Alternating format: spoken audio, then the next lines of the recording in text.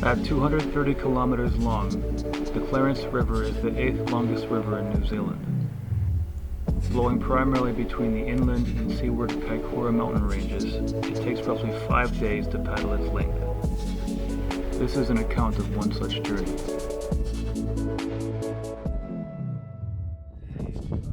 Confluence of the Clarence and the Asheron River.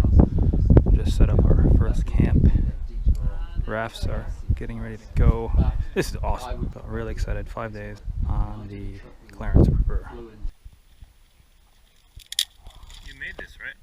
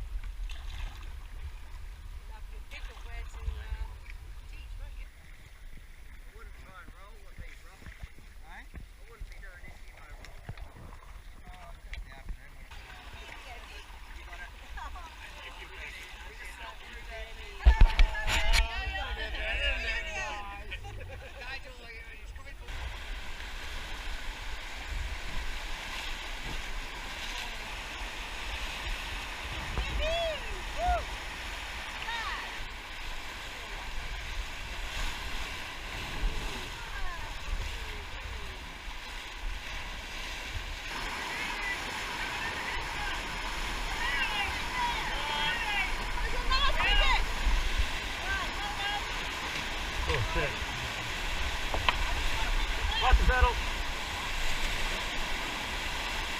We put all just in. We might get some more.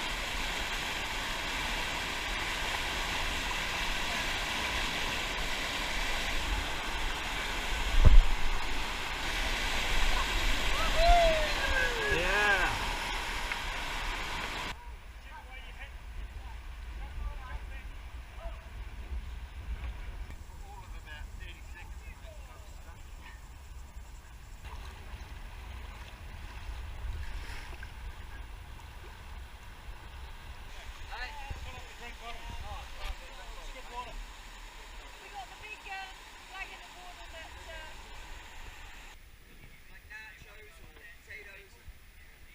I mean the featured, the patties. Well, the patties and the featured. Yeah. To get same with that, have a lot. I don't want the big shit in there because I'll get It's excellent. How much it is? Stir fry or something? No, this is going to be... Mr. was Stephen? Stefan. How long have you been involved with this Clarence rafting trip, and how did it get started that you're aware of? Probably for me about 25 years. I think it started in 91, but I wasn't on that trip. But I think I was probably about mid-90s, 95, 96 or something. And as far as I'm aware, it's run every year. They had a very nice mix of adventurous people in the electrical engineering department. And I guess they decided to do trips like this. Yeah. So they had the rafts and they thought, why not? Well, how about you yourself? How did you get into the outdoors and kayaking, obviously? Oh gosh, I've kayaked for a long time, but I was originally in Wales. That's my home. And I would have been in a kayak when I was about 10 years old in the sea. And I did a lot of fishing from my kayak through my teens and things. And then we came out to New Zealand in 85, 86. And into an adventure playground, you know, where the rivers of the South Island are one of the real features. Yeah. The rivers and the mountains are what the South Island is about. And the rivers are beautiful and clean and wonderful mountain environment. So you sort of get into kayaking because, wow, it takes you out into the outdoors. Yeah. So, yeah, I've always enjoyed kayaking, but I'm not an extreme kayaker. I just like going down rivers. Yeah. And then I just got to know some of the university people, and eventually they probably said, oh, there's a trip going, come along.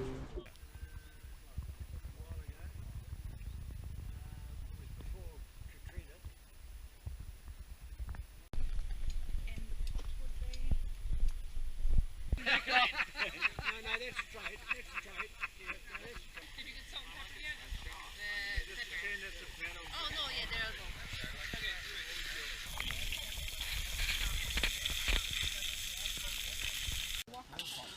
Hi, Doug. So you've been using a cataract, as I understand? I have, yes. You seem very adept at using it, and I heard that you have sent it down the Grand Canyon. Is that correct? Can you tell me a bit about one of those adventures, or some of the most interesting or exciting moments of those kind of trips? Yeah. So the cat is 11.5 feet long, which is quite small. Okay. So when we arrived over, we went down with an organised group run by professional guides, taking other clients down on rafts, and 2 of us were cataracting. Yeah. It was a great deal of fun, but when we arrived, the guides took one look at us and there were wry smiles on their faces. The noises like, there could be a bit of entertainment on this trip, which was good. But the cataract I've got is designed and built by a guy in Christchurch called Graham Bodies, and he's a very, very good engineer. Andrew, so you did a lot of the organizing for this trip, which we appreciate. Can you tell me some of the logistics involved in terms of organizing such a big group and all the rafts and all this stuff? Oh, it's quite a bit. So, first thing we had to do was actually get some rafts, because we lost all our rafts at the start of the year for reasons. Andy Buchanan hooked us up with a contact down in Queenstown. Not everyone's been on every trip. Maybe Jonathan. Maybe.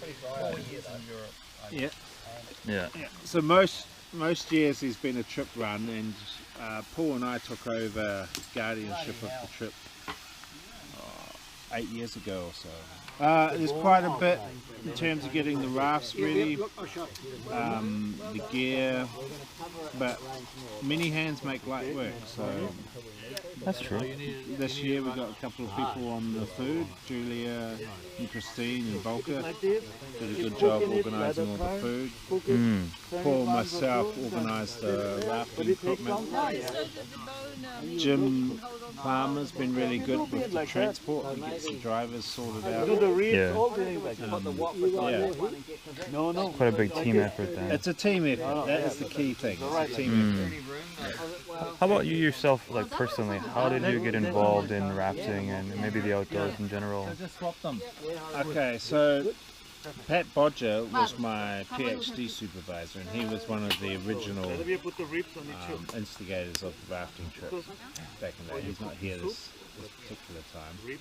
And so I found out about the trip through doing my PhD with Pat, and so I came along. And then after I finished my PhD, I started working for the university, looking after the high voltage lab, which is where the rafts were kept. And Pat was like, kind of handed the keys over, so to speak, because he was looking to retire. So since then, myself and Paul Agger, who's the technician for the lab, have been running the show, looking after the accounts. You could always call off if Yeah. you get burnt into The the fire Yeah. is too hot, it burns it before it cooks. So that's how I got involved. Just Oh, fantastic. happenstance, really. Yeah. Oh,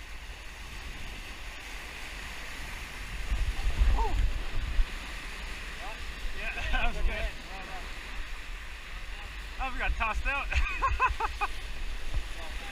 Forward. Right, so we say go left. Right. Left back, left back, left back. Left back, left back, left back. All forward, all forward, all forward. All forward, all forward, all forward. All right.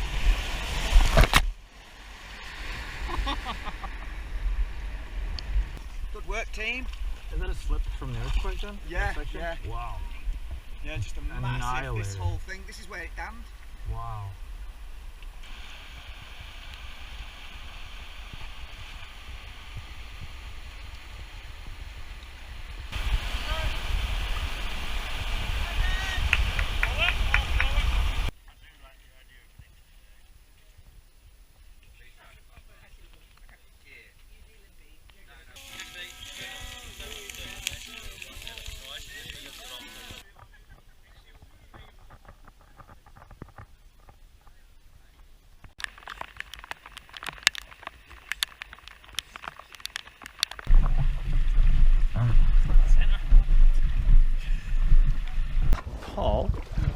So you seem, just over the last few days, I've got the impression that you're quite an avid outdoor adventure person. You know, you hunt and you shot that goat and you're skippering and tramping. You know, how did you develop kind of that love of the outdoors that you have? I think it's always been something I've loved, to get in the outdoors and just escape. You know, the idea of adventure, I think, is the driver for me. Yeah. Just sort of getting out and having an adventure. Just the idea of it is exciting, you know. So Yeah. any opportunity to sort of move into something that can give me that sense of adventure, I'm up for it. Yeah. How did you first develop that kind of passion for adventure? Do you remember? Or Yeah, I think maybe just as a kid, going into like woodlands and stuff, you know, like exploring woodlands and climbing things and all this sort of thing. yeah, I think it was that sort of, and just an interest of maps, just imagining what might be in these places, seeing maps and stuff.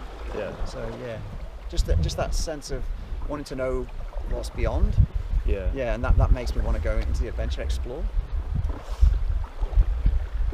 That's fantastic. What about, like, you mentioned, so you moved here from the UK, kind of shifted your family, you know, so can you describe what that experience is like, kind of moving to a new country and a new home, and, you know, I absolutely love New Zealand. It's just, I just feel more settled here than I did in the UK. For Karen, I'd say, you know, I guess with that emotional ties back to the UK, I think it's been definitely harder for her, you know, to kind of adjust and adapt and fully kind of like transition to, you know, being settled as much as I am. But all said and done, I think it's, you know, it's worked out. Yeah. Thanks for sharing that, Paul. Appreciate it. Nigel, can you describe, so you're obviously really into the outdoors as well. You've had the opportunity to share this kind of passion and outdoor stuff with your son. Can you describe what that experience has been like? I know it seems to be the dream of every parent to kind of share these things, but right. What's that been like? Well, for me, it's probably, you know, as a local living in New Zealand, brought up here, running around with motorbikes down at the Waimak and tenting as part of your school program, and just generally the outdoors is kind of injected into you in a way that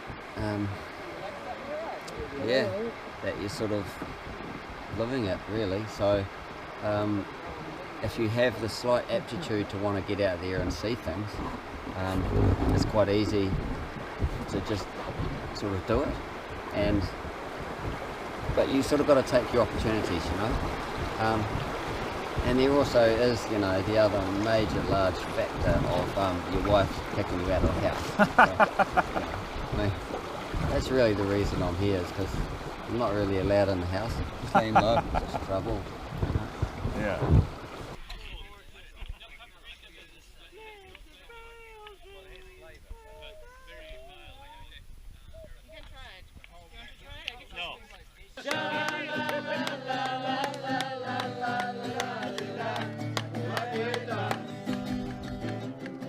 But you didn't It's catch all about contact time. The cartwheel failed because contact time was too long. Fuck! It's actually okay, you could all do this. So these are remnants from the Christchurch earthquake. This was a bridge right up until then.